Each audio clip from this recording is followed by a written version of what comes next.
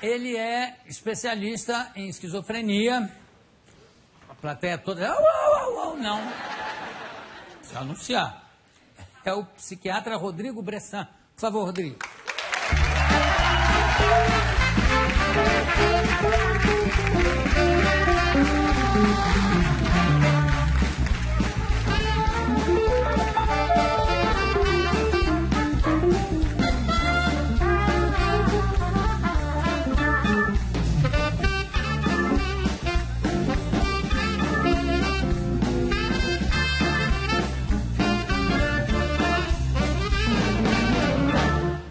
Rodrigo é PhD pelo King's College de Londres, em neurociências. É professor do Departamento de Psiquiatria da Unifesp. Como é que começou o seu interesse? Dizem que de médico, poeta e louco, todos nós temos um pouco. Você, de médico, já tem muito. Tem um pouquinho de louco também? Então, essa era a parte que eu não queria contar. Você começou por ela. Não, então não conta. Não, brincadeira. Na verdade, assim, quando eu comecei a faculdade, eu era dessas pessoas que se interessava por tudo. Tinha uma coisa que eu achava que psiquiatra era uma coisa chique, intelectual e tal. Mas quando eu entrei na faculdade, eu me interessei por tudo. E na minha faculdade, na Faculdade de Ciências Médicas da Santa Casa de São Paulo, a cirurgia era um lugar muito legal, muito acadêmico. E aí eu entrei nessa história de ser cirurgião, comecei a fazer trabalhos com o grupo de cirurgia que tinha lá, e chegou no fim, assim, da minha faculdade, eu ia prestar residência, eu falei, não sei bem o que eu vou prestar. E aí eu acabei prestando cirurgia na USP, na Santa Casa, e aí na Paulista eu falei, quer saber, eu acho que eu vou prestar psiquiatria. Por quê? Não sei, a psiquiatria da Santa Casa não era tão legal, eu não tinha uma informação tão boa. E eu acabei prestando, e aí eu entrei em todas. Entrei em cirurgia e entrei em psiquiatria. E você é cirurgião também? Não, então eu entrei na residência e falei, estou muito na dúvida, quer saber? Eu entrei jovem na faculdade, acho melhor eu ir para o Exército. E o Exército me chamou, aí eu falei, eu vou ficar 1 ano no Exército. Aí eu fiquei 1 ano no Exército pensando, né? E fui para a psiquiatria do Exército, uma escola incrível, você pode imaginar. Claro que sim. Não, eu perguntei para você porque, claro, o Freud só criou a psicanálise pelo fato de ser absolutamente neurótico, né? Quer dizer, uma coisa... Exatamente. Uma coisa às vezes chama a outra. Ele começou a fazer testes nele mesmo, né? E no chefão dele, que também era neurótico, só que não reconhecia. Agora, como é que você define para um leigo a esquizofrenia? Então, a esquizofrenia é uma psicose, né? O que é a psicose? Ela cursa com alterações do pensamento. Então, a pessoa passa a ter ideias ou crenças diferentes das usuais. Eu acho que essas câmeras todas estão me divulgando para o Brasil inteiro. No caso, pode ser verdade. Mas as pessoas... Para todos os planetas do universo. Para todos os planetas do universo. Ou que os professores estão atrás de mim, estão conspirando contra mim, ou o professor fez tal coisa, é um significado específico comigo, a televisão está mandando mensagens cifradas para mim. Eu tenho a sensação de que as pessoas leem o meu pensamento. E é sempre uma coisa assim, conspiratória? Não necessariamente. É muito comum que seja conspiratória, persecutória, mas ocorre da pessoa ter delírios de ciúmes. Então está acontecendo que alguém, a minha mulher está me traindo, ou situações de que eu acho que eu tenho uma relação específica com Deus ou com alguma divindade, eu tenho um poder especial. E no caso dos ciúmes... Isso pode levar, inclusive, ao homicídio?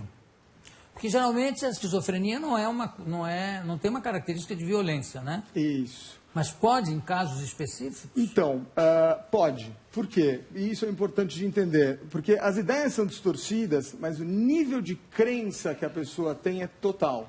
Então, se você for argumentar, a sua mulher não está te traindo, o professor não está te perseguindo... A pessoa é totalmente refratária à argumentação. Ela sabe que aquilo está acontecendo. Então, a lógica perde todo o sentido para ela.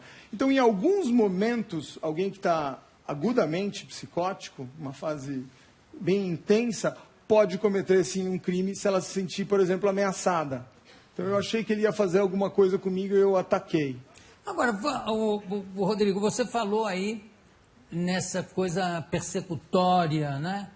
Isso não é também chamado de paranoia, não? Sim, sim. Quer dizer que o esquizofrênico é necessariamente paranoico? Necessariamente não, mas é frequentemente. É frequentemente. Exatamente, exatamente. Agora, uma coisa que eu nunca entendi é o seguinte, com remédio você consegue um equilíbrio no esquizofrênico. Claro. Não é? E parece, quer dizer, tinham teorias antigas de que o amor era um fator muito importante na cura da esquizofrenia.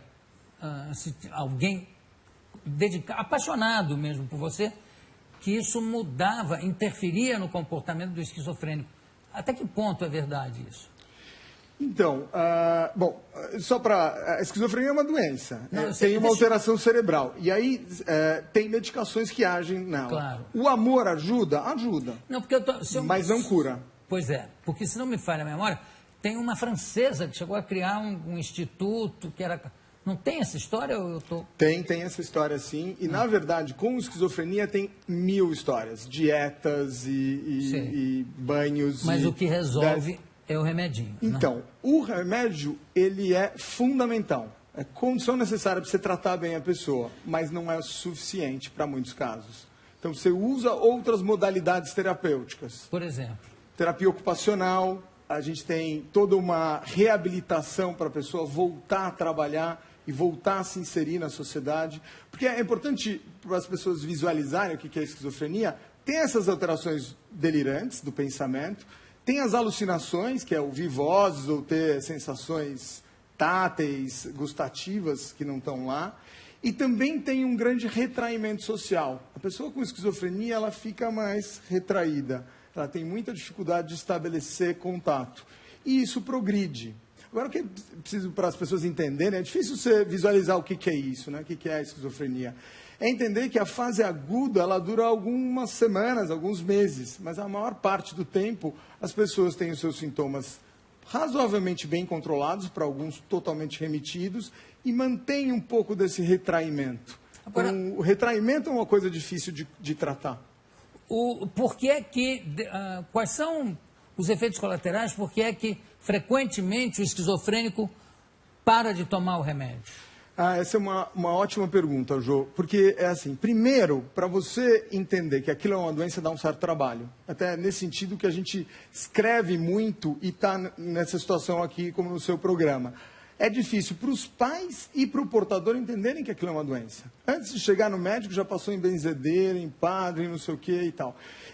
Porque as pessoas têm muita dificuldade de perceber que aquilo pode ser uma doença. É muito estranho o filho que estava funcionando normalmente começar a falar coisas sem sentido, que é o que as pessoas falam. Porque a esquizofrenia se manifesta geralmente na adolescência e começo da idade adulta. E aí, então, até a família entender que aquilo realmente é uma doença e que tem um remédio que trata, demora um pouquinho.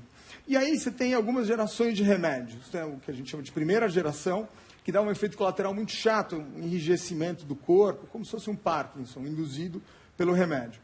E aí tem os de segunda geração, que são medicações muito mais... são tão efetivas ou até um pouco mais efetivas, mas que não produzem tantos efeitos colaterais. Para você ter uma ideia como isso é importante, as medicações de primeira geração, sabe aquela história de louco babante? Sim. Que você ia em manicômio, você via um monte de gente salivando muito, era um efeito colateral da medicação. Então, as pessoas que tomam medicação de segunda geração passam despercebidas, trabalham, fazem as coisas, são médicos. Mas não acham que, de repente, estão curadas e aí deixam de tomar o remédio? Isso é muito frequente. Tomar remédio cronicamente é muito chato para qualquer um. Para hipertensão, para diabetes, para esquizofrenia em específico, porque a pessoa tem dificuldade de saber que aquilo passou, melhorou o sintoma, ela para e 2 meses depois recai. Tem vários hipertensos que deixam de tomar o remédio que não, já passou, já... Exatamente. Né? Exatamente. Agora, na adolescência, às vezes, os sintomas da esquizofrenia ou a esquizofrenia é confundida com efeitos de drogas. A pessoa acha que o filho está se drogando, alguma coisa assim ou não? É bem comum, viu, Jô? Como começa na adolescência e você tem uma mudança de comportamento, né? Quando você está nessa transição para a idade adulta, começa a se vestir diferente, começa a ficar um pouco confrontando os pais e tal. Algumas pessoas começam a ficar mais diferentes ainda e é interpretado como uma adolescência normal, mas a pessoa, na verdade, está desviante. Tem algumas crenças... universo paralelo, alguma coisa, fica meio estranho, e aí depois aquilo vira uma crença profunda. E é essa hora que é a hora que a gente tem que tratar o mais precoce possível. Sim. Isso é importante ressaltar, que a doença pode ser progressiva, é grave, mas se tratada precocemente e a pessoa tomar a medicação regularmente, fazer as terapias, você tem evoluções muito boas. A gente trabalhando, eu brinco que tem eu coordeno o programa de esquizofrenia da Escola Paulista de Medicina, e tem um dos portadores que publica mais artigos que a maioria dos meus mestrandos, ele é mestrando. Então eu falo, olha, tá vendo? Isso aqui é uma doença, mas compatível com uma vida razoavelmente normal. Eu já entrevistei um portador de esquizofrenia que absolutamente tranquilo, útil à sociedade, né? Porque a incapacidade de produzir é um sintoma também da esquizofrenia. Produzir, eu digo, integrado na sociedade. Exato. Né? Pelo retraimento social e por alguns, às vezes, sintomas esses de delírio e alucinação que ficam muito tênues, isso faz com que a pessoa tenha muita dificuldade. Agora, o que é importante é o seguinte, quando ela para a tal do remédio, como a gente estava falando, ela tende a ter uma recaída, sintomas bem intensos. A cada recaída ela volta um pouquinho diferente. E nesse sentido, a parada do remédio é gravíssima. E aí agora você tem novas medicações injetáveis que permitem você tomar uma injeção por mês. Isso ajuda bastante, porque o pai não fica naquele desgaste, filho, você tomou o remédio, não tomou, e isso facilita bem. Botou na boca, fingiu que engoliu, não engoliu. Exatamente. E a inteligência do esquizofrênico, na média, é uma inteligência superior, média ou inferior à média? Então, quando a gente fala de média, ela tende a ser um pouquinho abaixo da média. Mas, obviamente, que você tem alguns destaques, como o Prêmio Nobel. Matemático lá, como é o John Nash. Ele é uma pessoa de uma inteligência superior, uma doença relativamente grave, né? Quem viu o filme vê as alucinações como são intensas e duram o filme inteiro. Mas que continuou produtivo. Ele até tem uma evolução que, comparado com alguns portadores, é até bem pior do que a gente vê atualmente. Porque ele é internado várias vezes, ele tem que sair do trabalho por um tempão e tal. Eu pedi para a gente gravar um depoimento do Bruno Galhaço, que interpretou um esquizofrênico na novela. Vamos ver, por favor, Bruno? Boa noite, Jô. Boa noite, Rodrigo. Então, na época que eu fiz o Tarso, de Caminho das Índias, eu vou contar uma historinha. Eu estava andando na rua, a novela estava no meio, e um garoto me parou.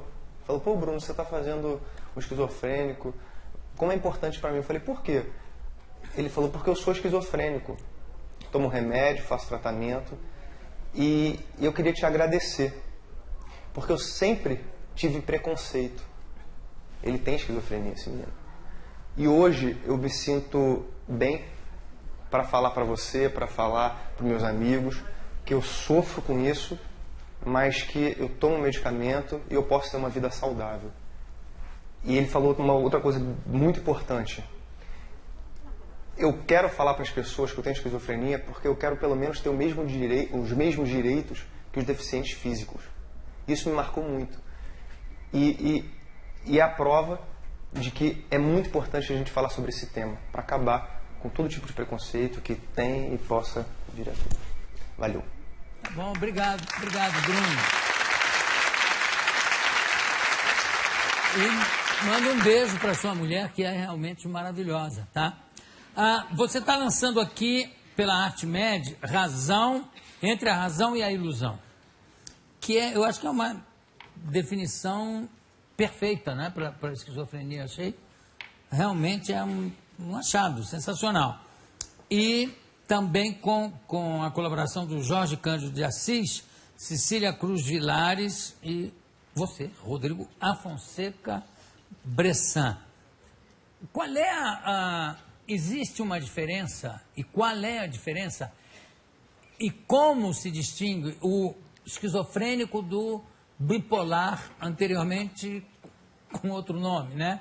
Maníaco depressivo. Que não sei até por que trocaram de nome, porque é para dizer a mesma coisa, né? Eu te conto. Se eu puder fazer uma observação, o Bruno fez um trabalho maravilhoso na novela, e a gente foi até entrevistado pela Ana Maria, junto com ele e tal, e realmente o papel que ele teve, a novela, para o campo foi impressionante. A gente tem várias ações, essa é uma delas, né? Esse livro é escrito para leigos, não é para médicos, não são os meus artigos científicos e tal, e é escrito por um portador de esquizofrenia. Por quê? Porque eu queria uma linguagem que as pessoas pudessem entender e entender melhor e desmistificar essa história. Ela é uma doença como outra qualquer. Ela atinge um órgão muito nobre, é nosso cérebro, que determina a nossa capacidade de ir e vir. E, de fato, as pessoas podem cometer algumas coisas, vamos dizer que são loucuras. Mas a maior parte do tempo, as pessoas que têm essa doença vivem bem. Elas são razoáveis. Um dos caras mais sensatos no meu grupo é o Jorge. Ele é portador, ele funciona como um ouvidor do programa, e quando você tem discussões de grupo, ele é extremamente sensato. Ele e também é difícil definir o que é loucura, né? Porque tem muitos que não são portadores e que cometem loucuras. Exato, é engraçado isso. Você pode ter uma doença que na fase aguda está associada a atos de loucura, mas você pode não ter nada e bater no teu chefe porque teu chefe gritou com você, o teu chefe pode surtar, como você fala, ou dar uma de louco. Então, eu acho bom a gente distinguir essas duas coisas. Isso aqui é uma doença como qualquer outra. Em relação ao bipolar... Então, te respondendo. Quando o Kraepelin, que é o alemão, que no final do século XIX, começo do século XX, descreveu a esquizofrenia e, na época, a psicose maníaco-depressiva, ele percebeu que algumas pessoas tinham flutuações de humor muito intensas, tanto para a depressão, quanto ficar muito eufórico, muito exaltado. Na exaltação, você tem sintomas psicóticos, você pode ter. Então, a pessoa pode ouvir vozes, pode achar que é Deus e tal. E aí ele chamou isso de psicose maníaco-depressiva. E aqui ele chamou, na esquizofrenia, de demência precoce. Então, eram quadros de indivíduos jovens e que demenciavam e que perdiam rapidamente. Essa mesma separação foi revisitada por vários autores ao longo da história, mas ela tem uma validade importante. E, principalmente porque você tem remédios que funcionam bem aqui, que são os antipsicóticos, e na psicose maníaco-depressiva, você usa o lítio. O que é importante também é que os antipsicóticos funcionam nas duas doenças. Sim. Então, quer dizer, dá para você separar como definição, né, o que é o maníaco-depressivo, o que é o bipolar e o que é o esquizofrênico. Não é todo esquizofrênico que é bipolar. Agora, para terminar, eu queria fazer uma pergunta em relação ao negócio de ouvir vozes. Então você pega Joana d'Arc. Joana d'Arc podia ser... Havia a possibilidade dela ser uma esquizofrênica? Olha, eu não sou muito familiarizado com a história da Joana d'Arc, mas assim... Ouvia vozes, mandava ela ir para a guerra. Isso, isso é interessante. Alucinações não são próprias só da esquizofrenia. Num quadro de mania, num quadro de depressão, você pode ter alucinação. Tomando uma droga, tomando ayahuasca, uma intoxicação grave de cocaína, você pode ouvir vozes. O padrão das alucinações dentro da esquizofrenia, elas estão muito associadas aos delírios. Então, eu acho que o professor está me perseguindo, vem uma voz e me diz que é melhor sair da sala de aula rapidamente, porque vai acontecer alguma coisa. Então, existe uma associação entre uma coisa e outra. E nós médicos sempre vamos falar, olha, você não está ouvindo a voz de fato, ou muitas pessoas falam, não, você não está ouvindo a voz e tal, mas não é verdade. Na verdade, a pessoa está ouvindo a voz. A voz é produzida dentro do cérebro dela. E tem estudos mostrando isso com muita clareza. Se você puser alguém num aparelho de ressonância funcional que mapeia a atividade cerebral, durante a alucinação, você consegue discriminar as regiões que estão acesas. Até tem uma história engraçada, porque tinha um colega meu que fazia essas pesquisas e eu ajudava ele nessas pesquisas. E aí ele falou, olha, isso aqui é o mapa de ativação do seu cérebro durante a alucinação auditiva que você tem. E aí o portador falou assim, então é verdade? Todo mundo dizia que eu não tinha esse negócio. É lógico que é verdade, o fenômeno existe. A única coisa que não é correta é que não vem de fora da que você cabeça. Atribui. Exatamente. Ele é fruto da doença. E a doença está associada em não perceber que aquele fenômeno é dele mesmo. Bom, eu conversei aqui, aliás, tomei uma aula aqui maravilhosa do psiquiatra Rodrigo Bressan. Muito obrigado pela sua presença aqui conosco. Daqui a pouco a gente volta.